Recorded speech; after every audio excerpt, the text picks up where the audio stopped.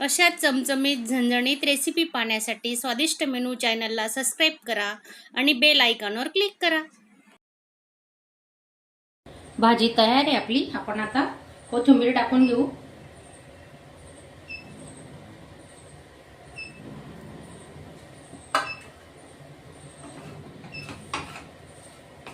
माझा हा आजचा व्हिडिओ तुम्हाला आवडला असेल तर चॅनलला एक लाईक करा आणि नवीन असणार तर सबस्क्राईब करायला विसरू नका।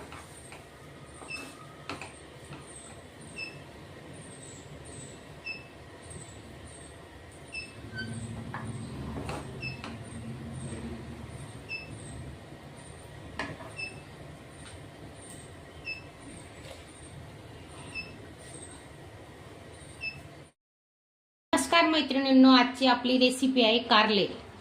तर कारले कसे बनवायचे, अजिबात कडू न लागणारे कारले आपण बनवणार आहोत। बघा, हळद टाकून घेऊ, मीठ टाकून घेतोय आणि अर्धा तासासाठी आपण झाकून ठेवणार आहे।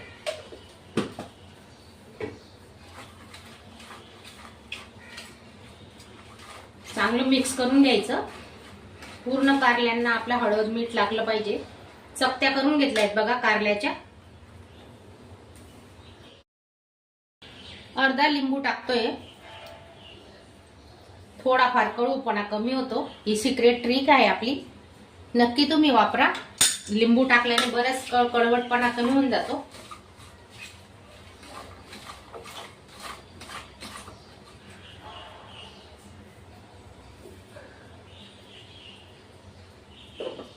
अर्धा तासासाठी आपण झाकून ठेवणार आहेत। पूर्ण पाणी सुटेल आणि ते पाणी आपण काढून घेणार आहेत कारल्यांचं।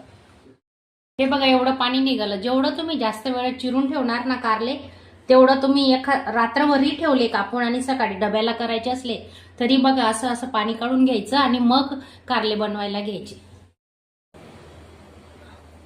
लसणाच्या 10-12 पाकड्या घेतल्या आहेत, त्या अशा ठेचून घेते आता खलबत्त्यामध्ये।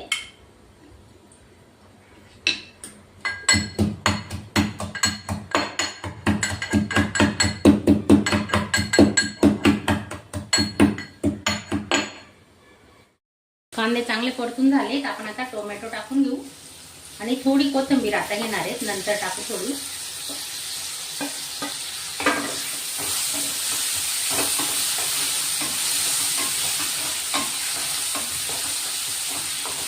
डायबिटीज वाल्यांसाठी तर ही भाजी खूपच हे त्याच्याने खूप फायदा पण होतो। आठवड्यातून 2दा तरी ही भाजी खाल्लीच पाहिजे।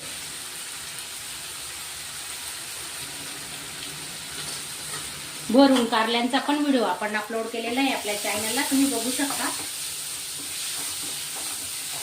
आपण आता अजून मिरची पावडर टाकलेलं नाही, आधी कारले चांगले परतून घेऊ वाफेवर।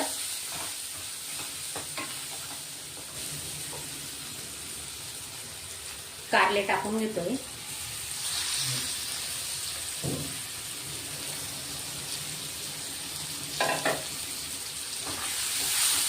भरून कारले करायचे असले ना तरी तुम्ही असं रात्री मीठ लावून ठेवा आणि सकाळी उठल्यावर शेंगदाण्याचं कूट, खोबरं वगैरे असेल कुठला मसाला बनवून ठेवलेला ते भरून केले की छान होतात कारले। टिफिनला तर अशाच भाज्या लागतात सुक्या, त्याच भाज्या खाऊन कंटाळा येतो। तर गॅस स्लो केलेला आहे आणि झाकून ठेवू आता। 2-3 मिनिटांसाठी झाकून ठेवणार आहे। 2-3 मिनिटं वाफेवर शिजलेत आपले कारले। आता अजून बाकी थोडे, हे बघा असं जाडसर शेंगदाण्याचं कूट केलेलं आहे मी। याच्यात तुम्ही तिळीचा वापरही करू शकता, निम्मे थोडी तीळ आणि थोडे शेंगदाणे। हे बघा आपण आता अशी टाकून घेऊ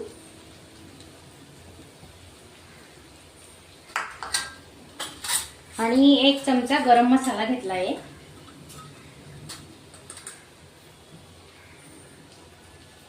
मिरची पावडर घेते 1 चमचा,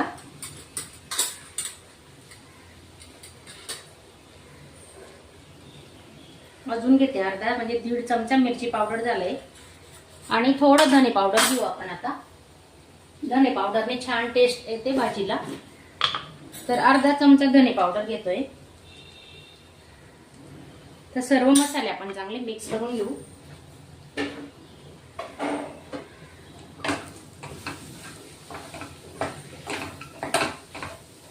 थोडी निम्मे शिजू द्यायचे आणि नंतरच आपण मसाल्यांचा वापर करायचा या भाजीला. एकदा तुम्ही माझ्या पद्धतीने ही भाजी नक्की ट्राय करून बघा. डबा चाटून पुसून परत येणार. आता अजून आपण झाकून ठेवू. वाफेवरच छान शिजतात हे कारले. गॅस स्लोच ठेवलेला आहे.